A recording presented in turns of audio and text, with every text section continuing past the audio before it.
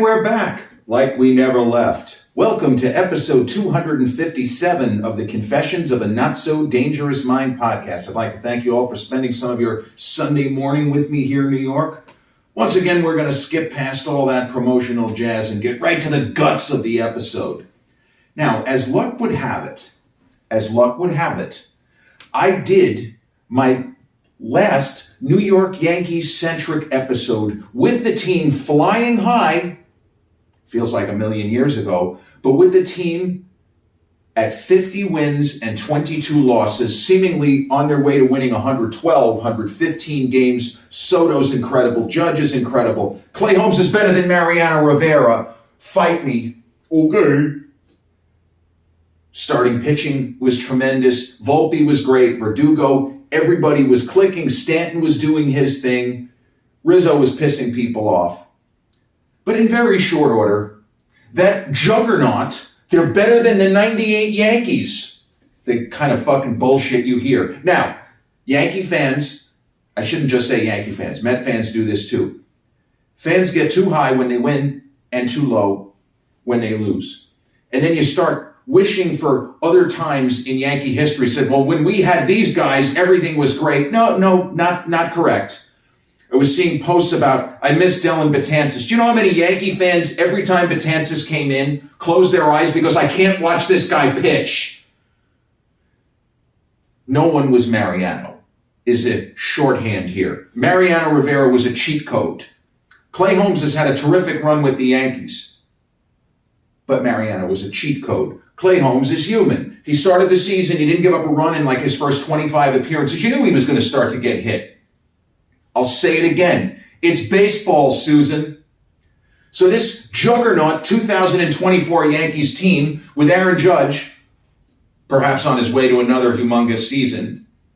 Juan Soto, absolutely as advertised. He's even better than advertised because when he slumps, he at least still puts the ball in play and he's a better outfielder than we were led to believe. But the 50 and 22 juggernaut, Aaron Boone, manager of the year, Brian Cashman, executive of the year. Judge is going to win another MVP unless Soto wins it. Holmes might win Cy Young. We're going back to the World Series for the first time in 15 years. OMG, God bless my dear old dad for making me a Yankee fan. Well, that was then. Since being 50 and 22, playing at 112 plus win pace for almost half a season, well, the Yankee record, they had a big win last night. 61 and 45. That means that they have gone 11 and 23 over what amounts to little over a fifth of the season, not quite a quarter. So more than 20% of the season, they have been SHIT.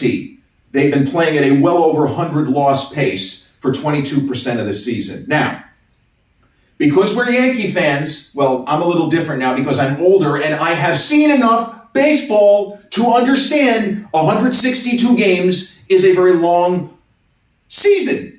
Only the 1998 Yankees ran through the whole fucking year with the exception of starting 1-4. Joe Torre he needed to get fired, and we needed to fire Cashman then, and George needed to sell the team. Because we hadn't won the 1997 World Series. Oh, Mariano wasn't a closer. He wasn't a real closer because he blew the series against the Cleveland Indians at the time in 1997. Mariano's overrated. We shouldn't have gotten rid of John Wetland. Yeah, that was a take that didn't age particularly well. But that 98 team, after the 1-4 start and WFAN taking one caller after another, screaming hysterically about how the Yankees had to get rid of Cashman. He doesn't know how to build a team 26 years ago. And George doesn't want to win anymore 26 years ago. They turned it around and they went fucking berserk. And they had one stretch late in the season where I think they might have lost 5 out of 6. They ended up winning 114 games in the regular season. Had some tough moments in the playoffs. The second series with Cleveland, they were in trouble there. But that was a dominant team. They went ahead and they won the World Series in 1998. Seasons like that, where there were almost no down moments. Chili Davis hurt his foot. Terrible. Chili Davis hurt his foot. He missed most of the year. Strawberry had some health issues, but while he played, was tremendous. Baseball is a game of peaks and valleys, streaks and slumps.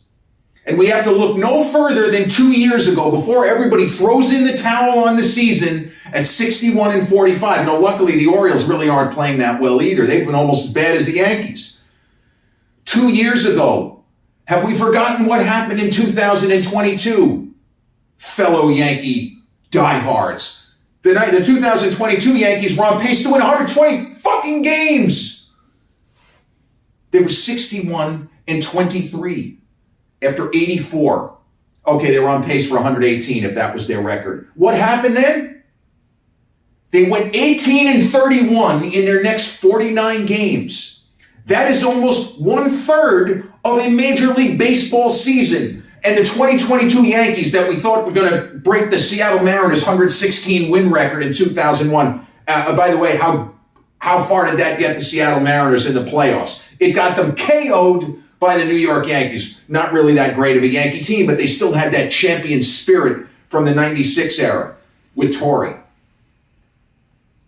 18-31 went the juggernaut, also 2022 New York Yankees. That was Judge's year where he hit the 62 homers. Judge was never the problem. Judge is never the problem. It's everyone else around him. 18-31, it means that Yankee team in 2022, 2 years ago, where people were saying, also, sound familiar? They're better than the 98 Yankees. We're going to have another parade down the Canyon of Heroes 13 years after the last one. That team went 18-31. They played at a 103 loss pace for 30% of the season. Then they came out of it, and at least they won a playoff series. They beat Cleveland, tough series. They won a playoff series, and then they got smashed by Houston. But that was a 99-win Yankees team. A 99-win team that played not quite as bad as the 62 Mets. How about this? They played like the 1990 Yankees for 30% of the season, only worse. Because that Yankee team lost 95 games, the 2022 Yankees in that 18-31 stretch were playing at a 103 loss pace. That was a 59-win team for 30% of the season. The rest of the season, tremendous. So baseball is about overcoming the inevitable slumps. And sometimes those slumps go on. Maybe you lose 8 in a row or 9 in a row. But sometimes you go 11-23. And other times you go 18-31. It's not about how hard you hit. It's about how hard you can get hit. How hard can you get hit and keep moving forward, right? It's Rocky Balboa. Now I'll give you another one. A kind of iconic, legendary Yankees team. The 1985 squad. Don Mattingly, at his peak, ended up winning the MVP award in 1985. It was one of my favorite fan seasons, even though the team fell short of the playoffs. Now remember, Don Mattingly had the misfortune where the bulk of his career and his entire prime, there were only 4 teams going to the playoffs. Period. The American League East winner, the American League West winner, National League East, National League West. Everyone else is on the golf course the day after the season ends. Now, the 1985 New York Yankees, now this is something you can Google. They are generally regarded to be one of the best teams that did not go to the postseason.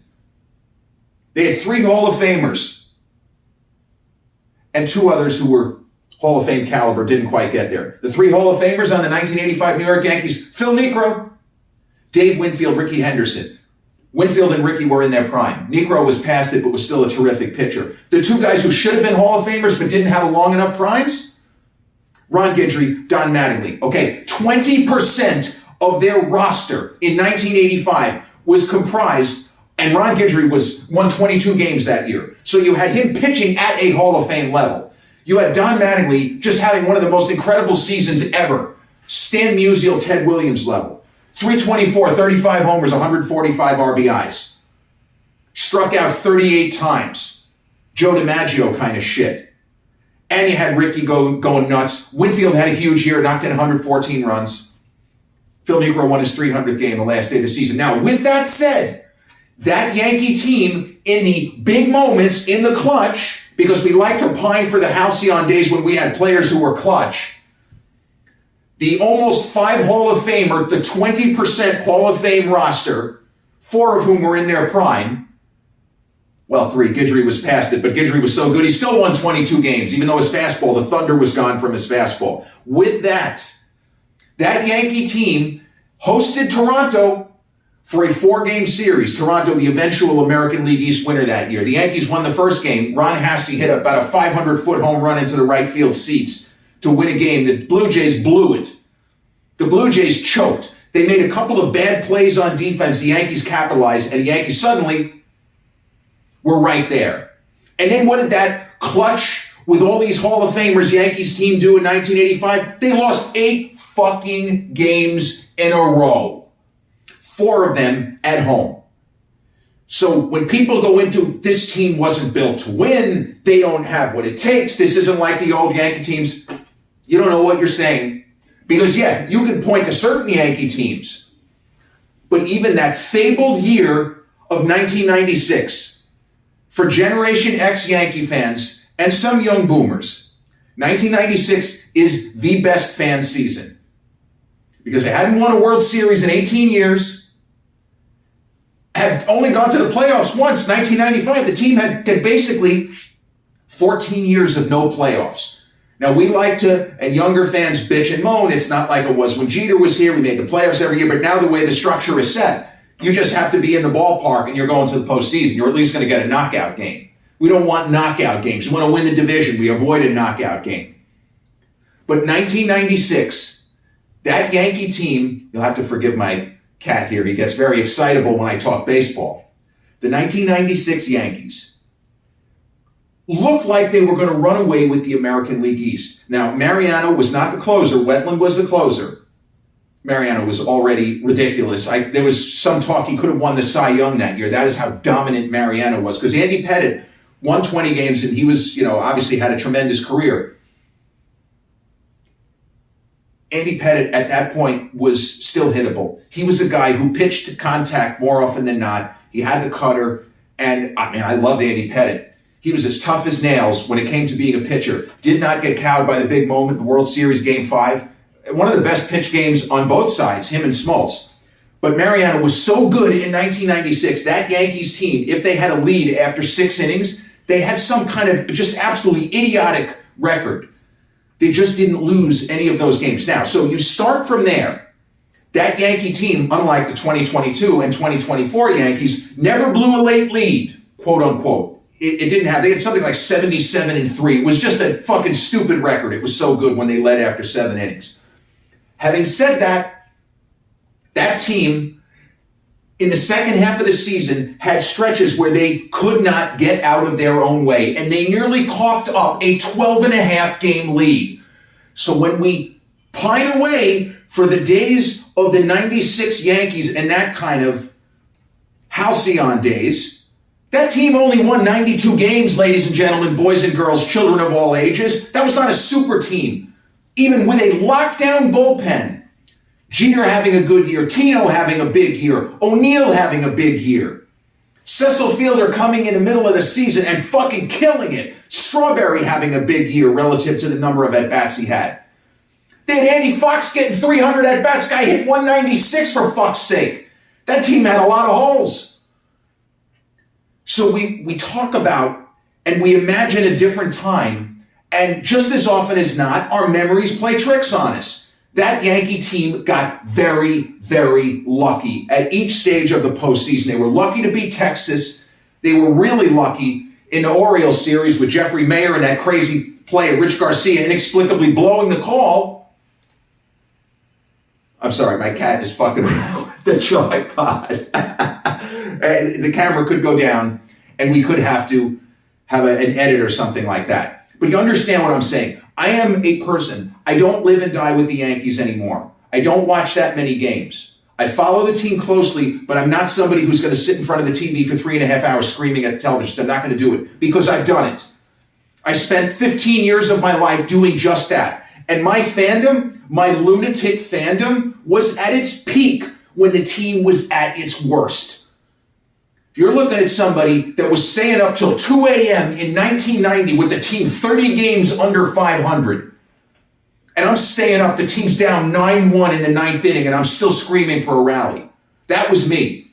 That's me. That's my Yankee fan cred here. But as somebody that became a diehard fan now almost 4 decades ago, and it is different when you're a kid and you don't have full control of when you can watch a game. Everything's different now, what we can do with streaming, and we can watch games on our phone. It's so much different. And I know you hear this from people my age and older and some younger, but you can't understand what it was like. There were Yankee games that were just only on radio, and it had nothing to do with local blackout rules. They just didn't televise every game. But I lived and died with the team, and because I was around when they sucked, because I watched Don Mattingly's prime go up in smoke, and I understand, and this is not a criticism of anyone who says this, but when people say, are the Yankees wasting Aaron Judge's prime? No! They got to the postseason almost every year. Last year they were on their way to the postseason when Judge got hurt and they never recovered. There are so many layers of playoffs, it is way more difficult to win a World Series than it ever was. And this is a thing, again, if you want to talk history and how great the Yankee teams were of Babe Ruth and Lou Gehrig and Joe DiMaggio and Mickey Mantle, and to a lesser extent, the Reggie Jackson Munson teams of the late 70s, Goose Gossage, Ron Guidry when he was younger, it's all true. But the Yankee teams, until the late 1960s, there were no layers of playoffs. Playoffs? You kidding me? Playoffs? There were no playoffs. The winner of the American League played the winner of the National League in the World Series. That's how it was. So when the Yankees won 5 consecutive World Series from 1949 through 1953, when they won 4 in a row from 1936 through 1939, they didn't have any layers of playoffs. Now, as dominant as those Yankee teams were, they would not have won all of those World Series if there were even one more layer of playoffs. If there was a championship series, they would have got bumped off a couple of times because it's baseball, Suzyn. Even the 27 Yankees lost a couple of series. There's a team, 110 wins and 44 losses. And the joke is, how did they even lose 44 games? With Ruth and Gehrig right in the middle of their prime, Gehrig hitting 47 home runs, Ruth hitting 60, out-homering all but, I think, 3 teams in all of baseball. That's why you can't compare Babe to anybody, because he was doing things that were impossible. If an entire team hits 52 home runs and Babe Ruth by himself hits 60, how do you compare him to players from other eras? Nobody can do that. We don't know what's going to happen with the 2024 Yankees. But I'm telling you, you go back to 96 as the Yankees began losing and losing and losing and losing. And there was actually a possibility that they were going to end up at the wild card. That's how bad they played for huge chunks of August and September. You imagine? And that was not a great year for the American League East because they ended up winning it more or less going away. But there was a Saturday afternoon game where they ended up beating Boston in a game they had no business winning. And I think they were only going to have like a 1.5 game lead if they had ended up losing that game. And winning that, everybody exhaled, and then they went ahead and started to play better and won the World Series that year, the first one in 18 years. But you go ahead and you look at the 2000 season, and that Yankee team looked like they were going to win 95 to 100 games, and then they not only lost like 14 out of the last 17, but they were losing by 8 or 9 runs. They got smashed. They ended up winning 87 games. 87 games. That may have put you in the second division. 1980, there were 3 teams in the American League East that won 100 games. And a 4th team that got over 90. As sick as that is. The 2000 Yankees won 87 games. Everyone was giving up the ghost. It's time to fire Torre. This team has no shot. And they ended up winning the World Series. So we can't tell with any level of certainty. The playoffs are a crapshoot. I believe that now more than ever. You got to hope that your big guys show up. The Yankees get to the playoffs. I actually think they are going to win the division. I don't think Baltimore is that strong. This was Baltimore's chance this last couple of weeks as the Yankees just continue to play like shit, not pitch well, not hit well. You know, and the cliche is when they hit, they don't pitch, and when they pitch, they don't hit. That's when you're really deep in a slump. But we know this is a quality team. We know this is a really good roster. Guys like Verdugo and Volpe, they all stopped hitting at the same time. And losing Stanton, as much as Yankee fans, and even when the team was 50 and 22, you look at the message boards, get rid of Stanton, get rid of Rizzo. What happened? Stanton and Rizzo go down, suddenly they can't win. Get rid of Stanton, get rid of Rizzo. I, for one, love Giancarlo Stanton. Giancarlo Stanton, by percentage, is more likely to go to the Major League Baseball Hall of Fame than Aaron Judge right now. Simply because Giancarlo's going to hit 600 fucking home runs. He's Jim Thome, only a better all-around player. He can't really play the field anymore. Judge needs to just keep doing what he's doing. I think Judge is easily the best player in baseball. He is absolutely, certainly the best Yankee since Mantle. I'm not going to say he's better than Mantle. That's a stretch. Better outfielder. Mantle could really run. But the idea is, this is a generational player. But the issue with Judge is, he's had injuries. And if you look at his career, you can't say, oh, he's for sure going to the Hall of Fame. Now, if he, fingers crossed, continues having the year he appears to be having this year, well, having a year like this will give him a leg up. And then going into next season, regardless of what happens with the Yankees, you'll have more people saying, oh, Judge is a surefire Hall of Famer. This guy's WAR is absurd. There's never been a guy, a Triple Crown contender when he's healthy. He is a monster baseball player, a true five-tool player. The last real true five-tool player, I mean, Griffey Jr., Alex Rodriguez. This is what we're talking about. We're talking about rarefied air. It is so unusual to be this good. But we don't know what's going to happen with this Yankees team. They may flame out in the playoffs. And what I was saying was, I do think that they're going to end up winning the American League East. That this was an opportunity. This was an opportunity for the Orioles to maybe put some distance and put the squeeze on the Yanks. They didn't do it. And it is inevitable, just as I mentioned in the podcast that I recorded when the Yanks were 50-22, it doesn't mean that they're going to win 112 games because it's a long season and they might have a stretch where they go 5-15. I think I said 5-15. You just don't know. But I think they're going to end up winning the division. They won't have to have a knockout game, and we'll just see what happens. It's a crapshoot. Now, sometimes it doesn't feel like a crapshoot. Like when the Yankees lost in both 2017 and 2019, it felt like the Astros were just a better team. It didn't seem like, well, obviously we didn't know what the Astros were doing, banging all of the garbage cans and stuff like that. But I didn't feel that the Yankees necessarily got unlucky in either of those series, is what I'm saying. And I can point to a number of series in the 90s where the Yankees just flat out got lucky. In 2009, they got the benefit of some weird calls on the field that helped them immeasurably in the first series against the Twins. But that was a very strong Yankees team, 2009. I think they won 105 games. But come on, when they lost game one of the World Series with Cliff Lee, they couldn't do anything. People were already saying, Girardi sucks. We're going to lose this fucking series. Blah, blah, blah. Fans just get too high and too low. Look at the Mets. Look what the Mets are doing now. Over 500. When they started the season, they're 0-5, 0-6. They were already calling fire the fucking manager. Guy just got there. Got to get him out of here. Fire the GM. Fire the manager. Stevie Cohen, yeah, Uncle Steve, my guy. He's got to sell the team. Get him out of here. Get somebody like George Steinbrenner, right? We always hear the same shit. Now the Mets are a playoff contender. They got a lot of good young players. They were going to trade Alonso. Oh, we got to get something for him. Can we trade Lindor? Well, now you love Lindor. See, Lindor, because he has power, he's a bit of a unicorn player. He doesn't have to hit for that high of an average to be an offensive force.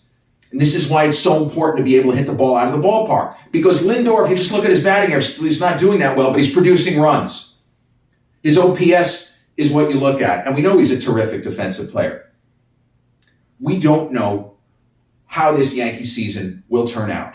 But I just caution fans, embrace the history and embrace the reality of a 162-game season that even great Yankee teams of the past had stretches where they played like the 62 Mets. It's the reality of the game. It's the ebb and flow of baseball, Suzyn. And for those who don't know, that's baseball, Suzyn, is something that the Yankee broadcaster, now retired, John Sterling, he said all the time. And it doesn't mean exactly, because that's not a particular thing. That's baseball, Suzyn. It's another way of saying this fucking game is crazy. This game does not make sense a high percentage of the time. There are things that take place which you cannot predict. I'll give you another John Sterling thing. This is something he used to do that pissed me off because I always felt like it heralded doom.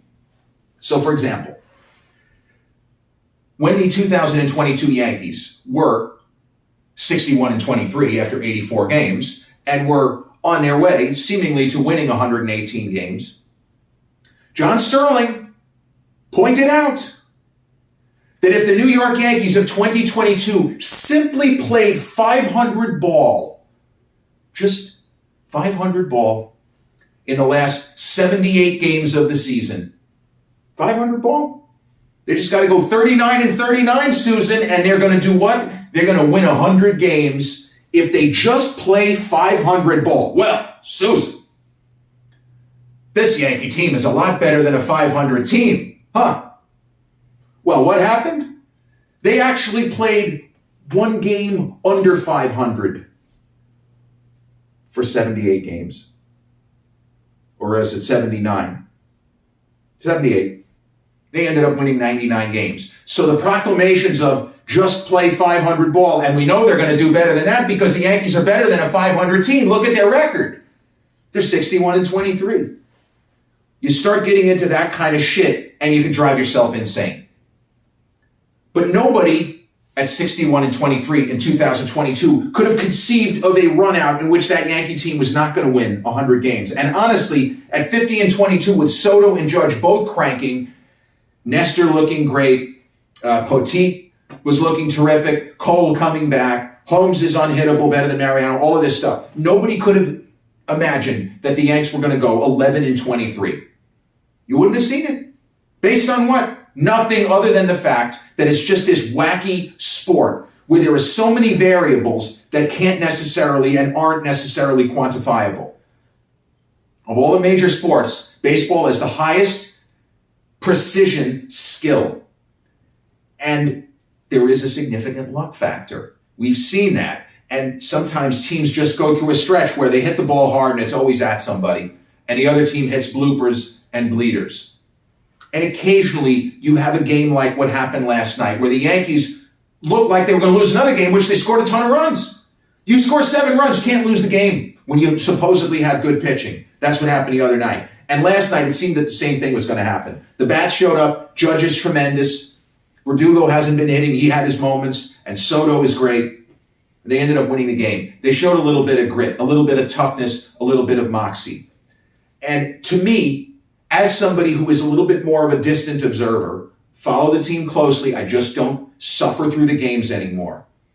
I've been waiting for a 16-3 stretch. To me, it's inevitable that this roster, as constructed, Stanton's coming back, it's inevitable that they're going to have a stretch where they look unbeatable again because it's the nature of baseball. It's how it works. Now, you can fire the manager. If somebody said, well, they're going to fire Boone. Look, this is Boone's 7th season.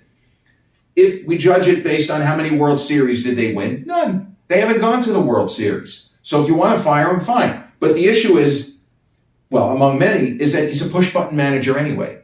Boone doesn't have any say. He doesn't do anything. They used to think that Joe Torre, well, they don't really let him do much. Joe Torre was managing the hell out of the 90s and into the 2000s Yankee squad because they weren't consumed by metrics and that everything has to be done a certain way. Rest days at a certain time. So they could get rid of Boone and they'll bring in another manager who's going to do the exact same thing. There's not going to be any individuality. There's no Whitey Herzogs out there or Tony La Russa doing weird shit with his bullpen. You can't even do that anymore. I have no issue with Boone. Players respect. The players didn't really respect Joe Girardi. They didn't like Joe. They didn't respect him. There's one reason why they got rid of him despite the successes. They made the playoffs every year but one with Girardi, right? They went deep. They just didn't make it to another World Series after 2009. But you could bring in another manager right now.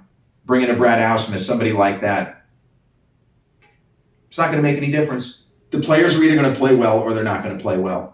Because whoever the manager is going to be in a rigid position where they're going to be, everything's dictated to Boone. It's going to be the same thing. There's not going to be any maverick lone wolf type of manager. It doesn't exist anymore, not in the current baseball. And it's not a criticism. It's 1 + 1 = 2 reality. It's just the way it is. I still see this as a championship contending roster. It is. We signed Soto. I said, all right, they're probably going to win 100 games. They may yet win 100. Or maybe they'll stall out in the 90s. But this team is not a disaster. They're not going to be below 500 at the end of the year. It's not the way it goes. There are too many skilled players in their prime in major positions. This is how it works. Just as the 1991 Yankees had an incredible 31-20 stretch, ended up losing over 90 games, it was inevitable that that shitty roster was eventually going to play to the talent level. And this team was playing to the talent level and then suddenly stopped. It's going to happen again. Stanton's going to start hitting home runs and driving people crazy. He hit a home run. We're already winning by 8 runs. We're going to hear that. Guaranteed. But Stanton is going to hit some big ones. He's going to hit a 3-runner when they're down 2 runs in the 8th inning in a home game, and the place is going to go crazy. It's baseball. It's inevitable. And I just hope that some Yankee fans who see this take a breath and understand there is so much history that people like me lived through and kind of laugh at now. And at a certain point in time, you'll look back on 2024 when you thought the team was not even going to finish at 500, and they're going to end up going to the postseason. And I hope they have a deep run. And you're going to laugh. You're going to say, yeah, now I understand. Now I get it. It's baseball, Suzyn. This has been episode 257 of the Confessions of a Not So Dangerous Mind podcast. I'd like to thank you all for spending some of your Sunday morning with me here in New York. If you caught this episode on the YouTube channel, haven't done so already, please click like, subscribe, comment, share, turn on those notifications. Or if you catch this episode on the audio platforms such as iTunes, Podbean, Amazon Music, Spotify, iHeartRadio, or Google Podcasts, same general rule applies. Click like, subscribe, share, and turn on those notifications. I'll be back with a new episode real soon. Till then, peace.